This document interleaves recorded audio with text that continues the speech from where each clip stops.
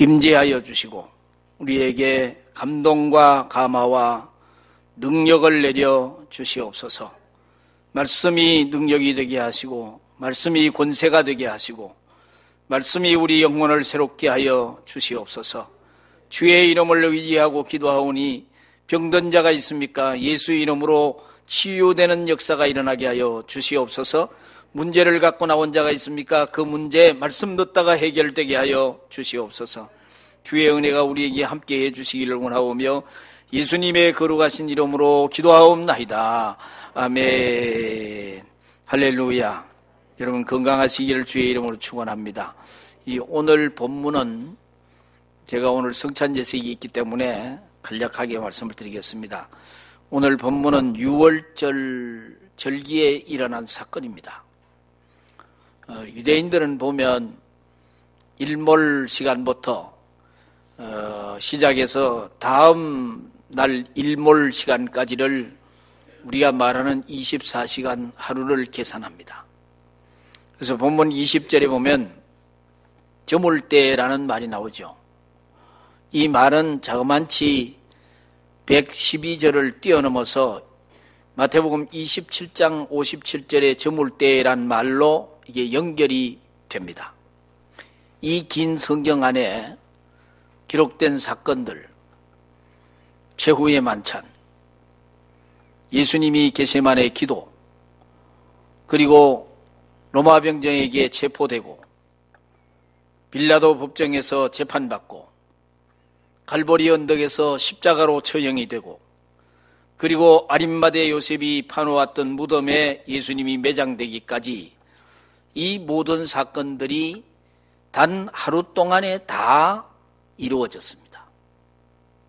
이 급박한 하루를 다루고 있는 마태복음 26장, 마태복음 27장을 예수님의 순환사라고 얘기합니다. 이 순환사를 통해서 기독교의 상징이고 기독교의 핵심인 십자가가 주는 의미가 무엇인가? 또 그리스도인과 예수님의 십자가 사건은 어떤 관계가 있는가? 주의 제자된 우리는 이 십자가를 어떤 마음으로 받아들여야 하는가를 조목조목 설명을 하고 있는 내용입니다. 그 중에서도 오늘 본문은 십자가의 순환을 준비하는 절정이라고 말할 수 있는 클라이막스라고 말할 수 있는 최후의 만찬, 이 최후의 만찬장에서 일어난 사실을 하나하나 다루고 있습니다. 이 본문이 시작하는 27절에 보면 무교절의 첫날이라는 말이 나와요. 유월절이라는 말이 나오는데 이날은 같은 날입니다. 무교절이 7일 동안 계속되거든요. 그러면 무교절 첫날이 유월절이에요. 그 다음 날부터 한 주간은 무교절이라고 그렇게 부릅니다. 유월절을 히브리어로는 페사흐라는 말을 쓰고 있어요. 영어로는 패스오버. 이건 뭐냐면 넘어간다라는 뜻을 가지고 있습니다. 우리말로 유월절이라는 말도 한문에 보니까 넘을유, 넘을월 자를 써서 넘어간 날이라는 뜻을 한문에도 그렇게 쓰고 있습니다. 여러분 출애굽 당시에 장자의 죽음이라는 재앙이 내릴 때 애굽에 처음 태어난 것은 짐승이든 사람이든 모두가 장자 죽음의 재앙이 임할 때 다 죽었으나 문설주의 어린 양의 피를 바른 이스라엘 사람들은 죽지 않았던 일을 기억하고 그리고 벌이는 축제가 유월절입니다. 죽음의 천사가 유대인들은 죽이지 않고 그냥 넘어간 날이라는 뜻입니다. 이 축제는 7일 동안 계속이 돼요. 7일 동안 계속되는데 먹는 게 뭐냐 하면 누룩 없는 빵을 먹습니다. 그래서 누룩 없는 빵이라 그래서 무교절이라고 얘기해요. 유월절은 유대인의 명절 중에서 우리나라 구정과 추석과 같이 가장 큰 명절이고 무려 3,500년 동안 지켜온 세상에서 가장 오래된 절기라고 그렇게 말하고 있습니다. 그 다음에 유월절에 그들이 먹는 음식에는 하나하나 의미가 있습니다. 조금 전에 말한 누룩 없는 빵을 일주일 동안 먹는 것도 그것도 의미가 있습니다. 그래 출애굽할 때 양을 잡아서 그 피를 임방과 문설주에 바르고 그리고 그 사람들이 먹은 게 뭐냐면 양고기를 먹었어요. 그래서 유월절 기본 음식이 뭐냐 하면 구원을 감사하고 양고기를 먹고 포도주를 마십니다. 이게 그들이 유월절에 먹는 주된 음식입니다. 그 다음에 애굽을 떠날 때 발효를 시켜야 되는데 누룩을 넣고 발효를 시켜야 되잖아요. 발효를 시킬 수 있는 겨를도 없이 히브리어로 이걸 마짜라고 얘기해요. 예, 무교병을 먹고 나옵니다. 그래서 지금도 그들은 누룩 없는 빵, 이 마짜를 먹으면서 그날의 긴박한, 출애굽의 긴박한 상황을 기억을 하면서 무교절, 유월절을 지킵니다. 그 다음에 유월절에 유대인들은 애굽의 종살이를 하면서 주로 했던 일이 진흙으로 벽돌을 구웠습니다. 이게 우리는 모르지만 굉장히 힘든 노역입니다. 진흙으로 벽돌을 굽던 고통을 잊지 않기 위해서 냉이나 치거리 같은 쓴 나무를 하루셋이라는 양념장에서 찍어서 이들이 먹었습니다. 그 다음에 마지막 한 가지 뜻이 뭐냐 하면 유월절 식탁에는 반드시 소금 그릇을 올려놓습니다. 이것은 뭐냐 하면 애굽에서 믿음의 조상들, 우리 조상들이 흘렸던 눈물과 땀과 그리고 홍해바다를 육지같이 건넜는데 그 바닷물이 바싹 말라가지고 소금이 되어 건넜던 하나님의 사랑을 함께 기억하기 위해서 꼭 소금 그릇을 유월절 식탁에 올려놓습니다. 바로 이 유월절에 만찬을 베푸시고 죽으심으로 자신이 유월절 희생양이 되심을 예수님이 선포합니다. 유월절 희생양의 피를 통해서 애굽에서 장자 죽음이 지나갈 때 그들이 구원받고 해방되었듯이 예수 그리스도의 죽음과 예수 그리스도의 흘리신 보혈을 통해서 저와 여러분들이 구원받고 죄와 지옥의 권세로부터 해방되었다고 하는 사실을 알려주는 메시지입니다. 이 최후의 만찬은 이제 더 이상 속죄 제물 희생양이 필요 없고 오직 예수 그리스도의 보혈, 예수 그리스도의 보혈을 믿음으로서만이 우리가 구원받았음을 선언하고 있는 내용입니다. 지금까지 있었던 모든 유월절 양은 예수 그리스도의 죽음과 속죄를 상징하는 그림자에 불과하였습니다.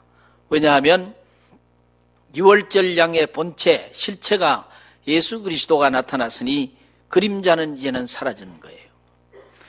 예수님께서 유월절 잔치 시간에 최후의 만찬을 집례하셨습니다. 유월절에 십자가에 달리신 것은 유월절 우연히 유월절에 그날을 맞추기 위해 가지고 그렇게 우연히 맞춰진 것이 아니고 이 모든 것이 성경을 보면 철저한 계획에 의해서 이루어진 사건입니다. 18절에 보니까 내 때가 가까이 왔다. 이 예수님 하신 말씀이거든요. 내 때가 가까이 왔다 말이 있어요. 여기 때라고 하는 것은 카이로스, 하나님이 정하신 결정적인 순간을 말합니다. 구원이 이루어지는 그때, 구원이 약속이 완성되는 그때, 예수께서 약속하신 대로 죽으시는 그때, 그 카이로스, 하나님의 카이로스, 하나님의 때를 말합니다. 즉 십자가형의 비극적인 사고가 아니었고 예수께서 어쩔 수 없어서 실수로 돌아가신 게 아니란 말이에요. 예수님께서 이 땅에 오신 목적이 이 십자가를 지기 위해 오셨습니다. 그러므로 26장, 27장을 제가 서두에 예수님의 순환사라고 얘기했지 않습니까? 그 순환사는 성경 안에서 엄청난 중요성을 지니는 내용입니다. 예수님께서 유월절 만찬을 준비하신 것도 적당히 잔치 시간이 되었으니 아무 곳에서나 하신 게 아니고요. 우리말 성경에 오해하기 좋은 한 단어가 본문에 나오는데 18절에 보면 성안에 아무에게란 말이 나와요. 아무에게란 말인데 제자들이 유월절 잔치를 어디서 준비할까요? 이렇게 했더니 예수님께서 성안 아무에게 가서 예수님의 말씀을 전하라고 그렇게 얘기했거든요. 여기서 아무에게란 말은 아무나에게, 만나는 사람 누구에게 좋으니라는 그런 뜻이 아니에요. 이 말을 공동번역 성경을 보니까 이러이러한 사람이 성 안에 가면 있을 터이니 라고 번역을 했고요. 그 다음에 표준 세번역 성경에 보니까 성 안에 아무개를 찾아가서 라고 번역을 합니다. 헬라어의 데이나라고 하는 이 말은 성경 66권 가운데 꼭 이곳 한 번 쓰이는 말인데, 무슨 말이냐면 금방 사람은 이렇게 알고 있는데 이름이 기억나지 않는 사람 있잖아요. 이름이 기억나지, 아무개. 또 꼭 이름을 말할 필요가 없을 때 사람을 지칭하는 말이 아무개예요. 이 말은 예수님께서 유월절 만찬을 십자가의 죽음과 성만찬으로 갱신하기 위해서 꼼꼼히 아주 치밀하게 준비했다고 하는 말이에요. 아무개는 하나님께서 이미 예비해 놓으신 자를 지칭하는 말입니다. 이 아무개를 마가복음, 누가복음, 사복음서가 있지만은 마가복음, 누가복음에는 상당히 구체적으로 기록을 해놓았습니다. 물동이를 가지고 가는 사람, 즉 한 남자를 만나라 이렇게 되어 있고, 그를 따라 누가복음, 그를 따라가 그 집 주인에게 내 말을 전해라. 여기 아무개는 대단히 흥미로운 사람이에요. 자신이 준비한 작은 유월절 잔치가 오고 오는 세대 모든 인간을 구원하게 될 십자가 잔치, 성만찬이 될 줄을 어떻게 알았겠습니까? 구레네 시몬은 예수님의 십자가를 대신 지고 간 사람이잖아요. 억지로 십자가를 졌어요. 구레네 시몬은 억지로 이 진 나무토막 하나가 인류를 구원할 십자가, 구원의 약속이 될 줄을 그가 어떻게 알았겠습니까? 우리는 우리 자신도 모르는 사이에 꿈에도 꿀 수 없는 엄청난 하나님 나라의 도구로 쓰임받을 수가 있습니다. 나의 조그만 헌신이, 또 내가 하나님께 드리는 시간이, 물질이, 열정이 하나님 앞에 귀하게 쓰임받을 수 있습니다. 주님께서 유월절을 내 집에서 지키겠다 하라. 여러분의 집이 이처럼 영광스러운 처소가 될 수 있기를 바랍니다. 주의 몸이 나누어지고 주의 보혈이 흐르는 장소가 될 수 있기를 바랍니다. 이 아무개가 이 사실을 알았다면 얼마나 기뻐 춤을 추었겠습니까? 주께서 내 집을 쓰시는구나. 주께서 나를 하나님의 도구로 쓰시는구나.